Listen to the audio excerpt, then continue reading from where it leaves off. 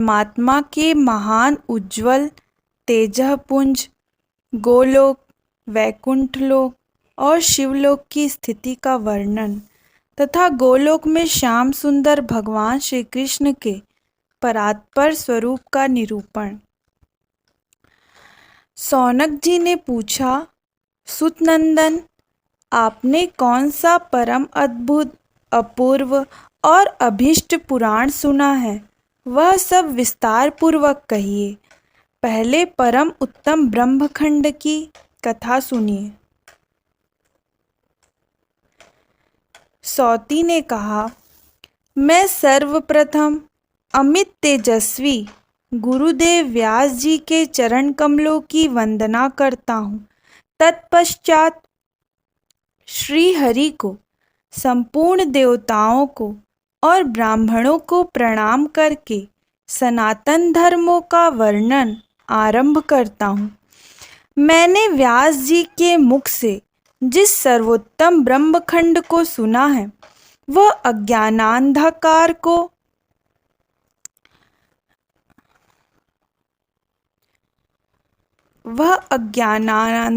का विनाशक और ज्ञान मार्ग का प्रकाशक है। ब्रह्मन पूर्ववर्ती प्रलय काल में केवल ज्योतिष पुंज प्रकाशित होता था, जिसकी प्रभा करोड़ों सूर्यों के समान थी। वह ज्योतिर्मंडल नित्य है और वही असंख्य विश्व का कारण है। वह स्वेच्छामय रूपधारी सर्वव्यापी परमात्मा का परम उज्ज्वल तेज है। उस तेज के भीतर मनोहर रूप में तीनों ही लोक विद्यमान हैं। विप्रवर, तीनों लोकों के ऊपर गोलोक धाम है, जो परमेश्वर के समान ही नित्य है। उसकी लंबाई चौड़ाई 3 करोड़ योजन है। वह सब ओर मंडलाकार फैला हुआ है। परम महान तेज ही उसका स्वरूप है।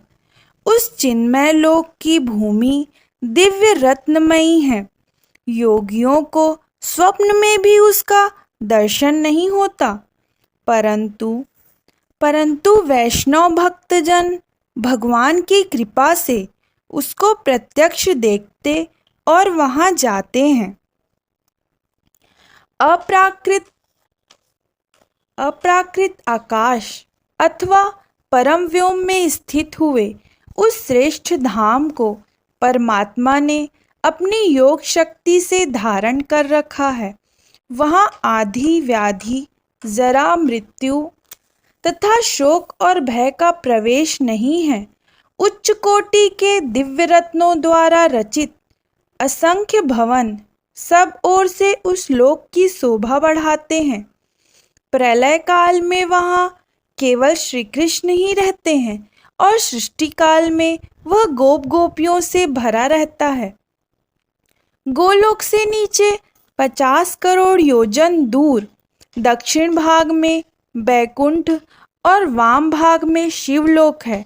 ये दोनों लोक भी गोलोक के समान ही परम मनोहर है। मंडलाकार बैकुंठ लोक का विस्तार 1 करोड़ योजन है। वहाँ भगवती लक्ष्मी और भगवान नारायण सदा विराजमान रहते हैं।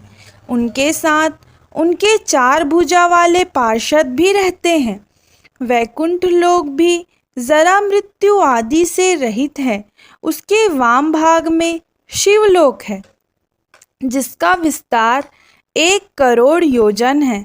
वहाँ पार्षदों सहित भगवान शिव विराजमान हैं। गोलोक के भीतर अत्यंत मनोहर ज्योति है, जो परम आह्लादजनक तथा नित्य परमानंद की प्राप्ति का कारण है। योगी जन योग एवं ज्ञान दृष्टि से सदा उसी का चिंतन करते हैं। वह ज्योति ही परमानंददायक, निराकार एवं परात्पर ब्रह्म है। उस ब्रह्म ज्योति के भीतर अत्यंत मनोहर रूप सुशोभित होता है। जो नूतन जलधर के समान श्याम है, उसके नेत्र लाल कमल के समान प्रफुल्लित दिखाई देते हैं। उसका निर्मल मुख शरद पूर्णिमा के चंद्रमा की शोभा को तिरस्कृत करने वाला है। उसके रूप लावण्य पर करोड़ों कामदेव निछावर किए जा सकते हैं। वह मनोहर रूप विविध लीलाओं का धाम है। उसके 2 भुजाएं हैं, एक हाथ में मुरली सुशोभित है। अधरों पर मंद मुस्कान खेलती रहती है। उसके श्री अंग दिव्य रेशमी पीतांबर से आवृत हैं। सुंदर रत्नमय आभूषणों के समुदाय उसके अलंकार है। वह भक्तवत्सल है। उसके संपूर्ण अंग चंदन से चर्चित तथा कस्तूरी और कुमकुम से अलंकृत है। उनका श्रीवत्सभूषित वक्षस्थल कांतिमान कौस्तुभ से प्रकाशित है। मस्तक पर उत्तम रत्नों के सार तत्व से रचित किरीट मुकुट जगमगाते रहते हैं। वह श्याम सुंदर पुरुष रत्नमय सिंहासन पर आसीन है और आजानुलंबित वनमाला उनकी शोभा बढ़ाती है। उसी को परम ब्रह्म परमात्मा एवं सनातन भगवान कहते हैं। वे भगवान स्वेच्छामय रूपधारी, सबके आदि कारण, सर्वाधार तथा परात्पर परमात्मा हैं। उनकी नित्य किशोरावस्था रहती है।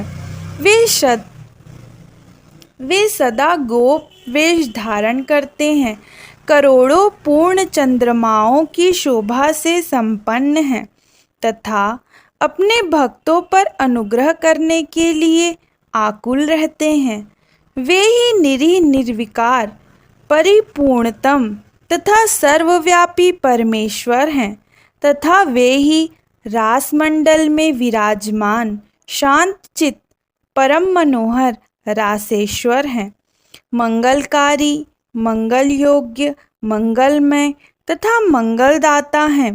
परमानंद के बीज, सत्य, अक्षर और अविनाशी हैं।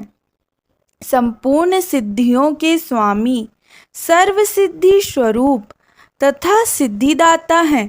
प्रकृति से परे विराजमान ईश्वर, निर्गुण, नित्य विग्रह, आदि पुरुष और अव्यक्त हैं। बहुत से नामों द्वारा उन्हीं को पुकारा जाता है। बहुसंख्यक पुरुषों ने विविध स्रोतों द्वारा उन्हीं का स्तवन किया है। वे सत्य, स्वतंत्र, एक परमात्म स्वरूप, शांत तथा सबके परम आश्रय हैं। शांतचित्त वैष्णवजन उन्हीं का ध्यान करते हैं। ऐसा उत्कृष्ट रूप धारण करने वाले उन एकमात्र भगवान ने प्रलय काल की दिशाओं और आकाश के साथ संपूर्ण विश्व को शून्य रूप देखा।